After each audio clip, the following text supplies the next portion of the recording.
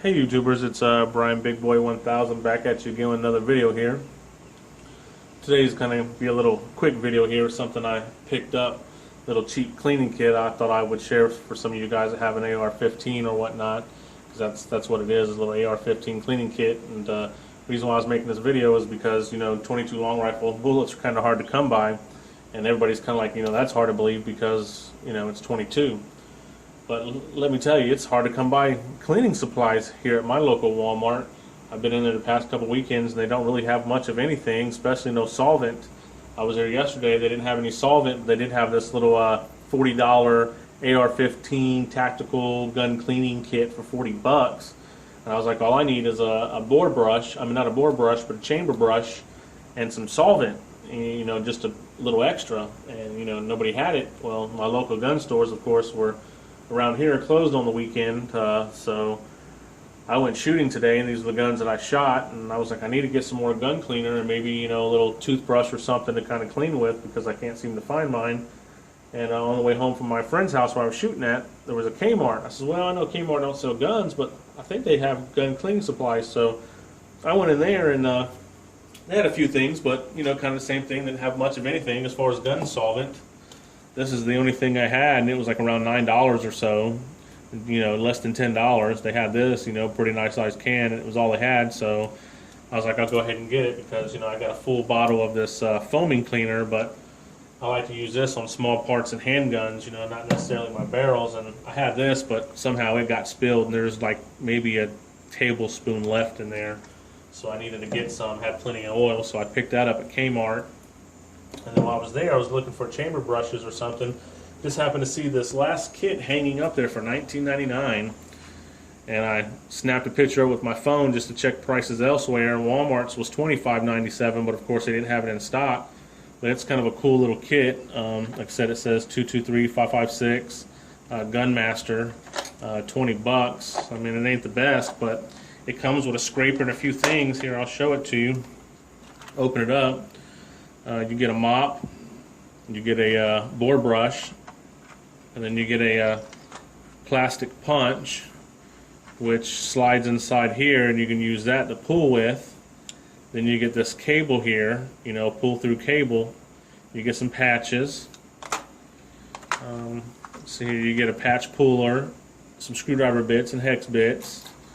You get your, your chamber brush. You get like a little toothbrush, a big nylon bristle on this side, small on that. They give you a pick with a scraper on it so you can clean your bolt, in small places and stuff. Oops, dropping stuff here. And then they give you these two-piece rods and stuff. So, it's kind of a cool little kit for 20 bucks. I thought so anyway, even though it's specific for, an AR-15, or at least, that chamber anyway. But I thought it was pretty cool and thought I would share it with you guys. I mean, for $19.99, pretty cool find. Even though I only got, one of these brushes, I wanted to get a brass one and a stainless steel one too because I like to clean with them. And I still like to get a bore snake. I've never used a bore snake. I always use a rod, with a bronze brush or something, copper brush. And I kind of want to try a bore snake, but they had one for a 22 caliber pistol there, which, would have fit down the 223, but it's kind of like a short rope, and they wanted like $20 damn for that, and I said there's no way I'd pay 20 bucks for it, like 10 bucks maybe, But that's kind of it, like I said, cool little kit for 20 bucks if you're looking for one. My local Kmart had them anyway. Don't know if yours will or not, but for 20 bucks, hey.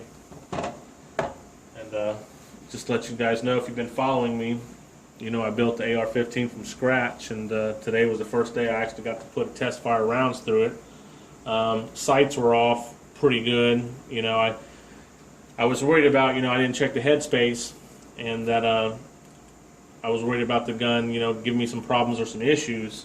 So when I shot it, I took my EOTech and I took my Streamlight flashlight off just because if something happens, be, a couple less pieces that might break. So I was just shooting with my backup irons on, my mag pulls, and shooting at a target, and yeah, it was way off, but I wasn't out there to sight it in or anything. I just wanted to do a function check on it, to make sure that would fire just fine. And I was a little nervous because of people talking about the headspace. I've had gunsmiths tell me they don't do it, and others that tell me you know that you should do it, and it was just I didn't know what to do. But as far as I could tell, putting the gun together with quality parts, my bolt locked in fine. And I seen a video of WMD guns just take an AR-15, open it up, pull the bolt out, throw it in the ground, throw one of their WMD nickel boron bolts right in the gun, close it, and start firing it. And they didn't check the headspace. Well, they just changed the bolt, you know, the whole carrier. So they should check the headspace, but they didn't. And I was running one of their bolt carrier groups with a nice Spikes Tactical FN, you know, barrel. So it didn't seem to lock in good. So when I took it out there to shoot it, instead of holding the buttstock up to my shoulder and my cheek on it, you know, I kind of held it far away. That way it was as far as it could be away from me when I shot it. And I pumped off 2 rounds that way perfectly fine. Then I felt comfortable and pulled it into my shoulder. And, you know, I cranked off a whole clip and didn't have one issue, one hiccup or anything. And the gun was pretty dry. All I did was take my finger and wipe a little oil on the charging handle on the bolt carrier group before I dropped it in, and that's the only thing I lubed. And I loaded up 5 rounds of 5.56 to start with, and then 20 rounds of 223 because I didn't have much 5.56 and wanted to keep it, but I wanted to make sure that I was having no issues out of either or. So that's what I did, was 25 rounds, and like I said, just popped them right off without an issue, not a hiccup. So I'm good to go there. Glock, just bought my Glock. I went out a few months ago and I haven't fired it yet. I just kind of wanted to get familiar with it and get a function check on it. So I shot 20 rounds through it, you know, just to kind of get the feel of it just a little bit. Didn't want to go through my ammo because I only had like a couple hundred rounds for it, you know, like 200 rounds, and I didn't want to waste it. So I only put 20 rounds through it. And then I got this Ruger 1022 Davidson's exclusive takedown model, which has the flash hider and the fiber optic sights and the 25 round clip.